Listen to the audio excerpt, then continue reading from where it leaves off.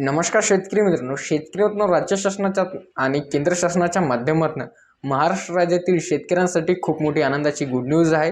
येत्या 20 डिसेंबर 2025 पासून शेतकऱ्यांच्या खात्यामध्ये पैसे जमा होण्यास सुरुवात होणार आहे, अशी माहिती आता देण्यात आलेली आहे. शेतकरी मित्रांनो, आता हे पैसे कशाचे असणार आहे, कोणते असणार आहे, कोणत्या योजनेअंतर्गत देण्यात येणार आहे, या संपूर्ण काही याचा माहिती थोडक्यात आपण या व्हिडिओच्या माध्यमातून इथे जाणून घेणार आहोत. आता राज्याचं आणि केंद्राचं जे की सध्या हिवाळी अधिवेशनाचं कामकाज सुरू आहे आणि याच्या माध्यमातून बऱ्याच काही पुरवणी मागण्या सादर करण्यात आल्या होत्या आणि याच्यापैकी बऱ्याच काही पुरवणी मागण्या इथे याला मंजुरी इथे देण्यात आलेली आणि याच्याच अंतर्गत राज्यातील आणि देशातील राज्य शासनाच्या आणि देशातील केंद्र शासनाच्या माध्यमातून ही मोठी आनंदाची गुड न्यूज राज्यातील सर्व काही लाभार्थी शेतकऱ्यांसाठी आहे. कारण की एकूण तब्बल जे आहे की फक्त आणि फक्त शेतकऱ्यांच्या वाटपासाठी एकंदरीत राज्य आणि केंद्र शासनाच्या दोन्हींचा हिस्सा अनुदान मिळून 45,000 कोटी रुपयाचं एक मोठं पॅकेज याला इथे जाहीर करण्यात आलेलं आहे. जसं की राज्याचे वित्तमंत्री अर्थमंत्री अजित पवार यांनी मागील 2 ते 3 दिवसापूर्वी एक भाष्य इथे केलेलं होतं की केंद्राचा देखील हिस्सा अद्याप बाकी आहे आणि केंद्राचा आणि राज्याचा दोन्हीचा हिस्सा मिळून एकंदरीत राज्यातील शेतकऱ्यांना भली मोठी खूप मोठी आनंदाची गुड न्यूज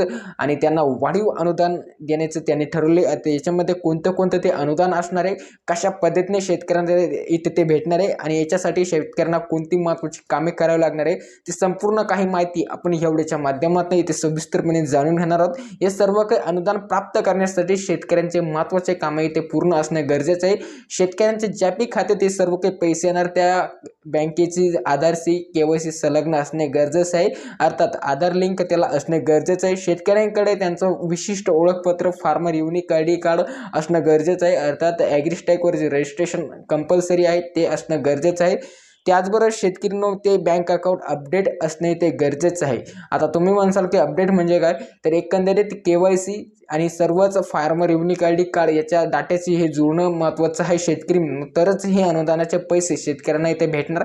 आता हे नेमकं कोणतं अनुदान आहे आणि कधीपासून शेतकऱ्यांच्या खात्यात जमा होणार आहे, एकंदरीत विचार केला असता तर राज्यातील आणि देशातील दोन्ही सरकारच्या माध्यमातून राज्य शासनाच्या आणि केंद्र शासनाच्या माध्यमातून केंद्रीय कृषी मंत्री शिवराज चौहान यांनी याच्या संदर्भात माहिती दिलेली आहे. त्यावर राज्याचे उपमुख्यमंत्री अजित पवार यांनी याच्या संदर्भात जी माहिती दिलेली आहे.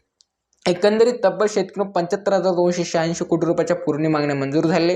याच्यापैकी फक्त केंद्र शासनाचा आणि राज्य शासनाचा दोन्हींचा हिस्सा मिळून एकंदरीत 45,000 कोटी रुपयाचे पॅकेज आहे. त्याच्यामध्ये फक्त अतिवृष्टीग्रस्त आणि पूरग्रस्त शेतकऱ्यांसाठी 15,000 कोटी रुपयाचं पॅकेज आहे.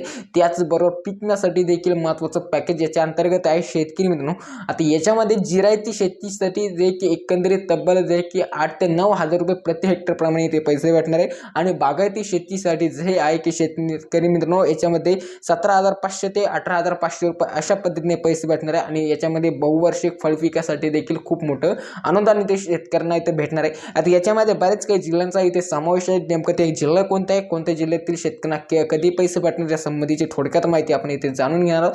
याचबरोबर पीक संदर्भात देखील एक महत्त्वपूर्ण अपडेट आहे शेतकऱ्यांना, जसं की आपण पहिल्या व्हिडिओमध्ये जाणून घेतलं होतं, परंतु या व्हिडिओमध्ये देखील याच्या संदर्भात एक महत्त्वाची माहिती हे देखील तुम्हाला मी सांगण्याचं काम इथे करणार आहे. नक्कीच व्हिडिओला पूर्ण पहा. शेतकरी सरकारने आणि केंद्र सरकारने डबल अतिवृष्टी अनुदान आणि पूरग्रस्त शेतकऱ्यांना वाढीव मदत देण्याचं ठरवलं होतं. आता ती रक्कम ते शेतकऱ्यांच्या खात्यामध्ये प्राप्त होणार आहे. याच्यामध्ये सांगली जिल्हा असेल, सोलापूर जिल्हा असेल, बीड जिल्हा असेल, धाराशिव असेल, जालना जिल्हा असेल, छत्रपती संभाजीनगर जिल्हा असेल, यवतमाळ असेल, जळगाव असेल आणि इत्यादी ज्या जिल्ह्यामध्ये जे की अतिवृष्टीने खैमानं तिथे घातल्या होत्या, पुराच्या पाण्यामध्ये शेतकऱ्यांची वावरं खरडून गेली, ती जमिनी खरडून गेल्या, त्या अशा शेतकऱ्यांना परत हे अतिवृष्टी अनुदान आणि पूरग्रस्त शेतकऱ्यांनी वाढीव मदत भेटणार आहे. ही 20 डिसेंबर 2025 पासून ही मदत भेटणार आहे.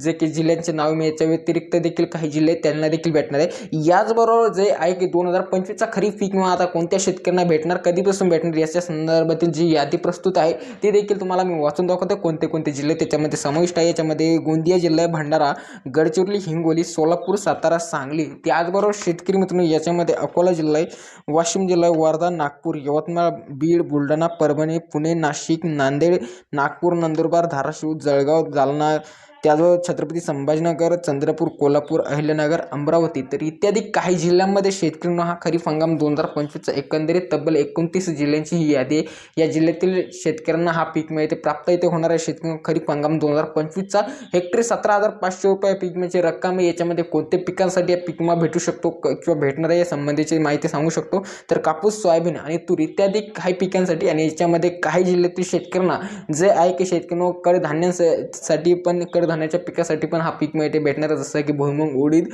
मूग इत्यादी काही पिकांसाठी हेक्टरी 17,500 रुपये कृषी मंत्र्यांनी माहिती दिलेल्यानुसार शेतकऱ्यांना हे पीक विम्याची रक्कम इथे असणार आहे।